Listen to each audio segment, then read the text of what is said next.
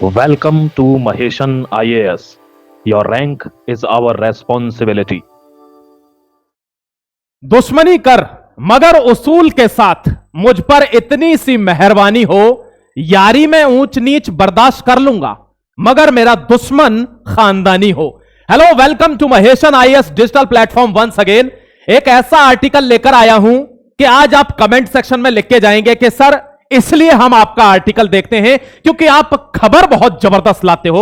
इतने गजब का आर्टिकल दोस्तों शेयर कर देना अपने जितने भी जाबाजों में। यह वेस्ट बंगाल तक जाना चाहिए वीडियो, दीदी के पास तक इस वीडियो का पहुंचना बहुत जरूरी है। मैं बता रहा हूं कैसे 24 घंटे की मोहलत दे दी गई है बांग्लादेश को और कैसे सूरत बदलने वाली है किसकी, बंगाल की, पश्चिम बंगाल की। बहुत ध्यान से आर्टिकल को देखना दोस्तों। महेशन आईएएस से अगर नहीं जुड़े हो तो अभी गलती कर रहे हो, इमीडिएटली जुड़ जाना क्योंकि ऐसी ऑथेंटिक और जबरदस्त आर्टिकल मैं आपके सामने लाता रहूंगा, यह मेरा कमिटमेंट है। चलिए शुरू करता हूं, आर्टिकल को देख लीजिए। इसी चित्र पर आर्टिकल खत्म करूंगा जिससे शुरू कर रहा हूं, दैट इज कॉल्ड कॉन्फिडेंस। यहां लिखा हुआ है ढाका, यहां लिखा हुआ है सिलहट। यह दोस्तों कौन है? यह शेरे हिंदुस्तान खड़ा हुआ है। इसको सेकंड योगी कहते हैं, कभी कभी तो कहते हैं यह योगी जी से भी ज्यादा खतरनाक व्यक्ति है, Himanta Biswa Sarma, the honourable chief minister of Assam government. चलिए बताता हूं आपको क्या खबर है, बहुत ध्यान से समझिएगा खबर के बारे में दोस्तों। सबसे पहले थोड़ा सा आगे बढ़ जाऊंगा और देखूंगा कि ऐसा क्या धमाका हुआ है कि हम इतने एक्साइटेड हैं। ध्यान रखिएगा। देखिए, इमिग्रेंट्स एक्सपल्सन फ्रॉम आसाम 1950। यह दोस्तों एक ऐसा व्यक्ति है, हनुमान जी को भी अपनी पावर की पता नहीं थी। अब हनुमान जी को पता नहीं थी तो जामवंत आकर बताता है कि अरे अतुलित बल धामम हेम सेला भदेयम धनुजवन कृष्णानुम ज्ञान नाम अग्रगण्यम सकल गुण निधानम वानराणाम धीसम। दोस्तों रघुपति प्रिय भक्तम बात जातम नमामि। यहां देखिए इस व्यक्ति को यह चीज याद आई कि हमारे पास एक ऐसी पावर है कि जिसको कोई भेद नहीं सकता। 24 घंटे के अंदर हम किसी को भी निकाल सकते हैं, खासकर बांग्लादेशी और पाकिस्तानी को। अब देखना, यह नियम दोस्तों आज तक कभी भी यहां रूटीन में चलता है क्या? यह नहीं, आजादी के बाद से आज तक यह यूज नहीं हुआ है, यह फर्स्ट टाइम है। This is ever first time we are using this power in Assam. देखिए क्या पावर है दोस्तों। Assam invokes 1950 immigrants expulsion act, what's behind the move. यानी ऐसी क्या पावर है हेमंता बिश्व शर्मा के पास कि 24 घंटे की मोहलत दे दी और कही है कि या तो ढाका में मिलना नहीं तो जेल में मिलोगे और 3 साल जेल में रखने के बाद फाइन लगाकर तब छोड़ूंगा। यह पावर देखिए आप, कहां से कोई इसका यूज नहीं कर पाया। लेकिन इसका यूज नहीं किया जा सकता था क्या? किया जा सकता था।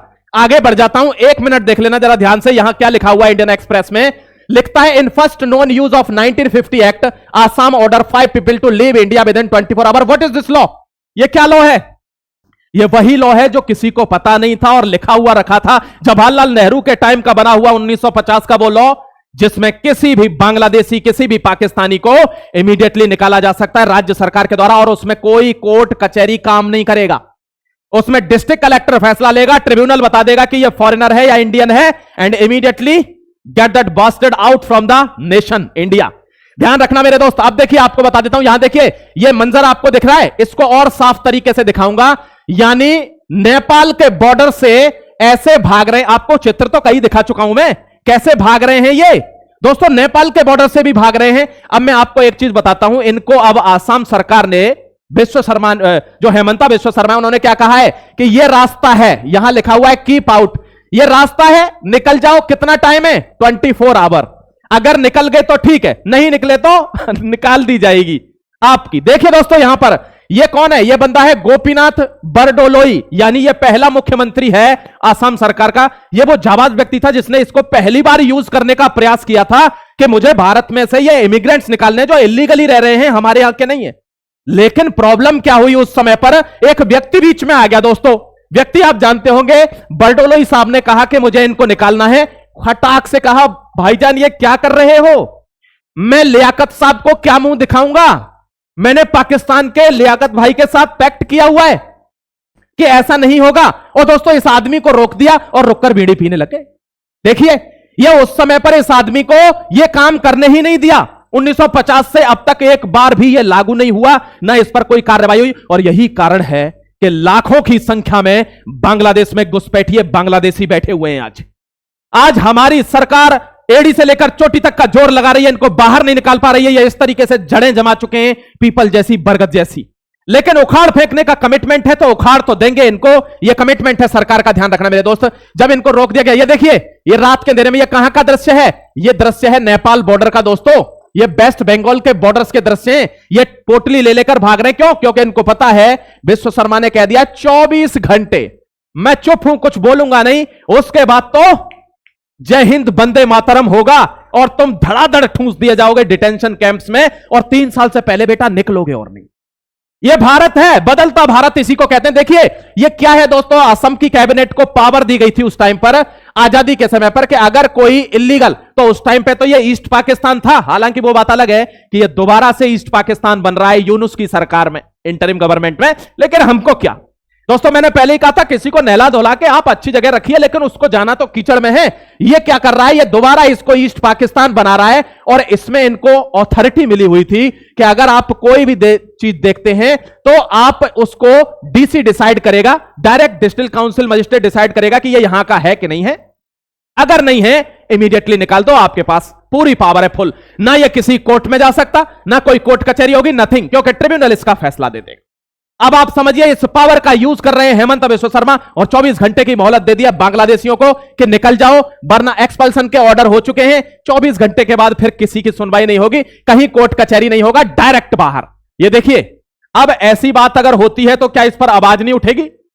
उठी इस पर आवाज। देखिए यहां 6A दोस्तों, कॉन्स्टिट्यूशन अमेंड, इंडियन कॉन्स्टिट्यूशन में द सिटीजनशिप एक्ट 1955 में यह मेंशन था कि सिटीजनशिप का क्या सीन है।